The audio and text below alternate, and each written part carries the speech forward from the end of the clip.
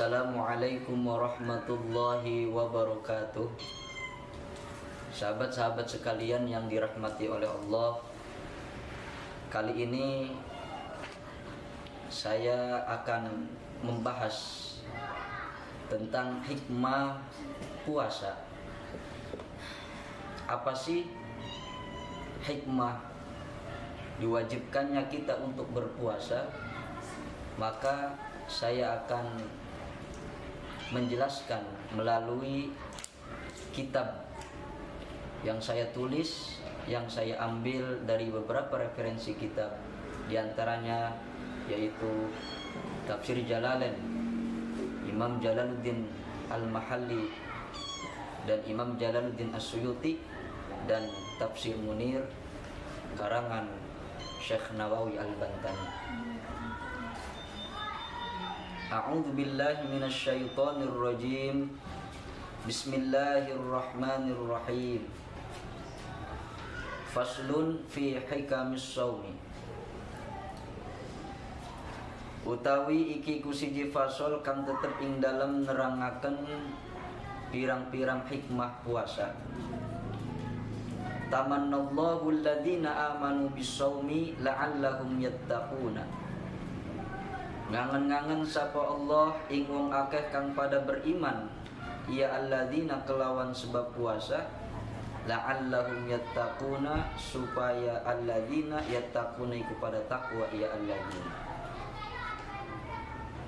Allah menginginkan, berekspektasi kepada orang-orang yang beriman, supaya orang-orang yang beriman ini dapat meraih sebuah ketakwaan, yang mana ketakwaan ini adalah kunci di mana seseorang menjadi hamba yang paling mulia di sisi Allah, sebagaimana ayat yang sering kita dengarkan, in akramakum indallahi atqakum. Dan juga ketakwaan ini adalah sesuatu yang luar biasa, yang harus seorang muslim bersifat takwa. Dari definisi takwa tersebut adalah wa makna taqwa imtithalul awamir wajtinabun nawahi. Arti takwa adalah menuruti segala perintah Allah dan menjauhi segala larangan Allah. Allah memerintahkan kepada hambanya untuk berpuasa, dan hambanya pun taat, hambanya pun menuruti perintah Allah untuk berpuasa. Dan itu hikmahnya adalah supaya kita menjadi orang yang bertakwa. Sehingga dikatakan di sini li'anna shauma yukassiru syahawati allati tabtadi'ul ma'asiyah. Karena setuhune puasa iku bisa mecahaken ya saum ing pirang-pirang syahwat kang dadi kawitan ya ala ting sake maksiat. Dengan puasa seseorang dapat memecahkan syahwat hawa nafsu, yang mana hawa nafsu itu sendiri yang selalu mengajak manusia ke dalam perbuatan yang jahat, perbuatan yang buruk, perbuatan yang dilarang oleh Allah. Inna nafsa la'ammaratun bisu. Sehingga ketika seseorang berpuasa, maka tubuhnya yang biasanya di siang hari dia mengkonsumsi makanan sehingga tumbuhlah stamina dan energi, maka ketika berpuasa seseorang itu merasa lemas, sehingga dia menyadari, oh bahwasanya ketika kita tidak makan, kita tidak mendapatkan atau tidak memiliki kekuatan, berarti kekuatan itu hanyalah Allah Subhanahu wa Ta'ala yang memberikan.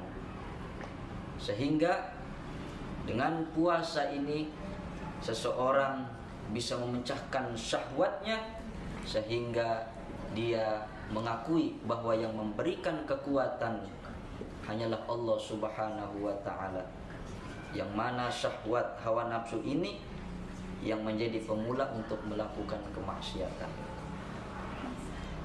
Sahabat-sahabat sekalian yang berbahagia, hikmah selanjutnya, puasa ini untuk menzakati badan kita, membersihkan jasad kita. Sebagaimana hadis Rasulullah sallallahu alaihi wasallam, likulli syai'in zakatun wa zakatul jasadi as-shaum.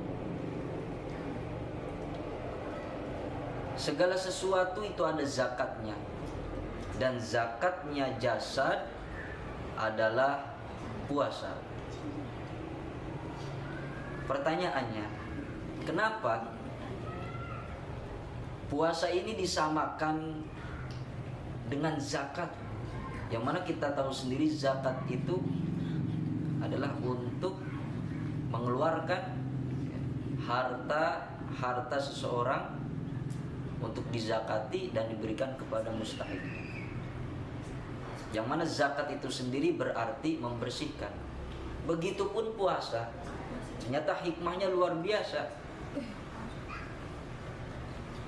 Disamakan antara puasa dengan zakat.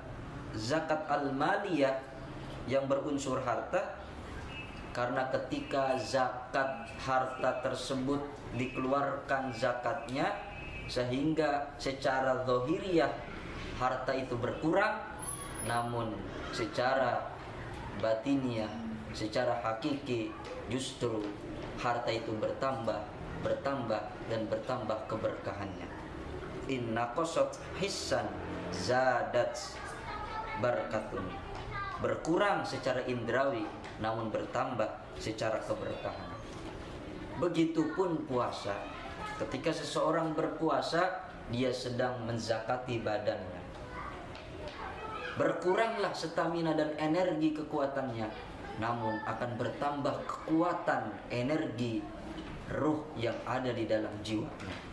Sehingga ketika seseorang itu memberikan konsumsi rohnya, maka ruh itu akan menjadi besar.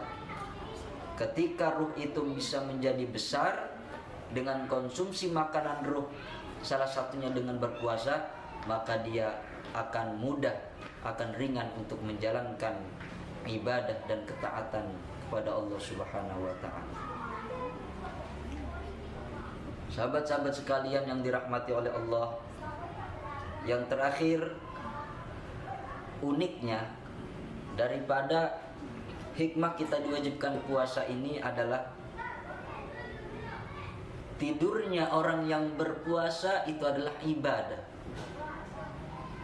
Wa qala sallallahu alaihi wasallam, lagi-lagi Rasulullah bersabda, naumus shaimi ibadatun, utawi turune wong kang puasa iku ibadatun ibadah. Wasumtuhu tasbihun, dan utawi menenge wong kang puasa iku tasbihun maca tasbih. Wa amaluhu mudha'afun, dan utawi pegaweane wong kang puasa iku mudha'af kang den lipat ganda. Wa du'auhu mustajabun, lan utawi doane wong kang berpuasa iku mustajab diijabah. Wa dzambuhu maghfurun, lan utawi dosane wong kang puasa iku maghfurun kang den ampura. Rawahul Baihaqi. Tidurnya saja orang yang berpuasa itu adalah ibadah. Ini adalah hikmah yang luar biasa dan sangat diapresiasi oleh banyak orang. Kenapa?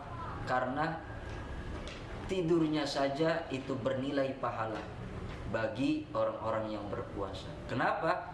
Karena dia lemas, dia tidak berdaya, sehingga dia tidur dalam keadaan menjalankan perintah Allah dan taat kepada Allah untuk menjalankan ibadah puasa.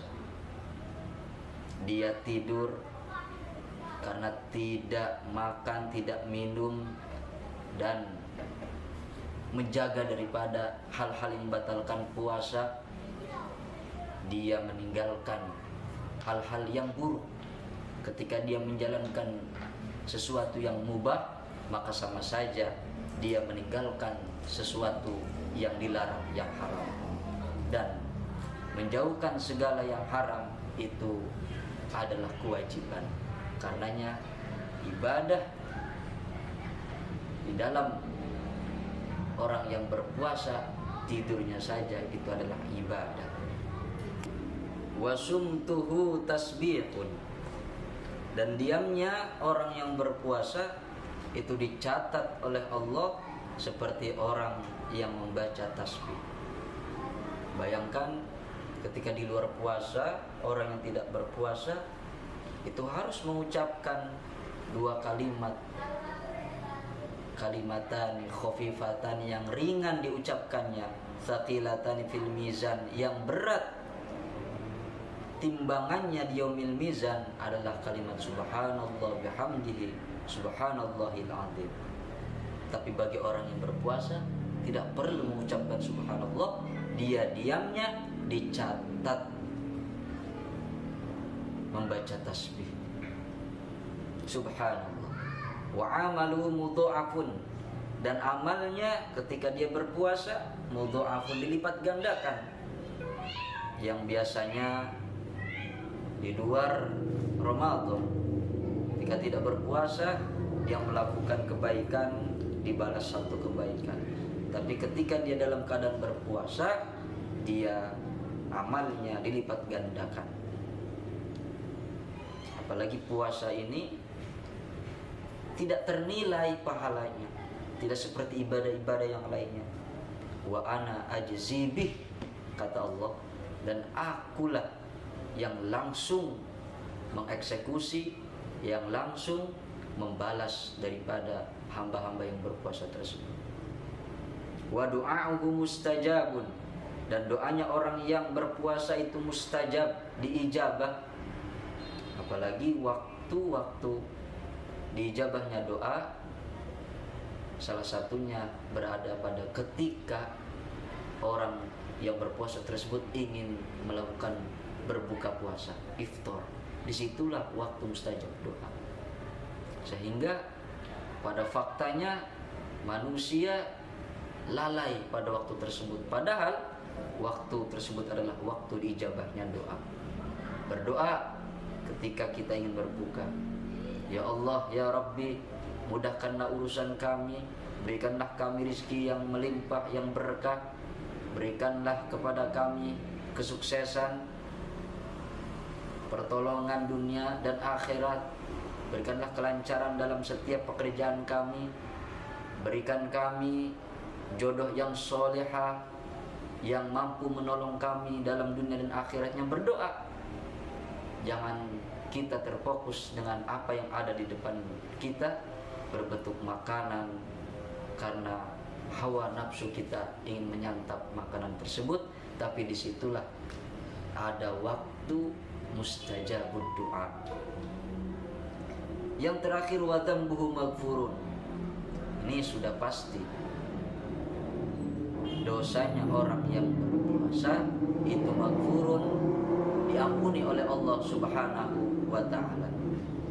Bahkan di keterangan hadis lain dikatakan, man shoma ramadhana imanan wa ihtisaban ghufira lahu ma taqaddama min dzambihi wa ma ta'akhkhar. Orang yang berpuasa Ramadan dengan iman dan karena Allah, maka Allah niscaya mengampuni baginya dosa yang telah lalu dan dosa yang akan datang. Inilah jaminan oleh Allah Subhanahu wa ta'ala, privilege, keistimewaan kepada orang-orang yang berpuasa, sehingga saling memberikan keuntungan. Allah Subhanahu wa ta'ala memberikan pahala yang sangat luar biasa, mengobral pahala kepada hambanya di hari puasa di bulan Ramadan, dan hambanya mendapatkan keuntungan yang luar biasa. Keuntungan apa? Keuntungan baik bagi kesehatan jasmani maupun dengan puasa tersebut dapat memberikan hikmah, yaitu berupa hikmah ijtimaiyah, sosial kemasyarakatan, sehingga di bulan puasa banyak orang-orang yang ingin saling membagi kebaikan, membagi makanan untuk berbuka puasa, karena itulah ibadah yang sangat dicintai Allah adalah memberikan orang lain makanan sehingga orang lain yang tadinya kelaparan menjadi kenyang. Dan kemudian yang terakhir adalah hikmah, paling tidak hikmah puasa ini tentang kesehatan, kemudian kemasyarakatan, dan juga kebatiniahan. Batiniah kita, jiwa kita dengan puasa itu dapat meningkatkan daripada spiritualisme kita dalam jiwa kita, riyadhah, latihan dalam jiwa kita, sehingga kita dapat mudah, dapat ringan untuk selalu melaksanakan ibadah-ibadah yang Allah perintahkan kepada kita. Itu saja mungkin dari pembahasan kitab yang saya tulis, yaitu Hikamir Ramadan fi Thalabi Ridwan. Mudah-mudahan bisa memberikan kemanfaatan kepada banyak orang. Khairun nas anfa'uhum linnas, baik manusia adalah mereka yang bisa memberikan kemanfaatan kepada manusia lainnya. Pada akhirnya kita berdoa kepada Allah Subhanahu wa taala, mudah-mudahan kita diberikan kekuatan dalam menjalankan ibadah di bulan Ramadan ini, dan juga kita dapat dipertemukan pada Ramadan yang akan datang. Allahumma barik lana fi Ramadan wa qawwina lil ibadah fi Ramadan wa alhiqna bi Ramadan akhir. Amin ya rabbal alamin. Wallahu huwal muwaffiq ila aqwamit thoriqin. Tsumma assalamu alaikum warahmatullahi wabarakatuh.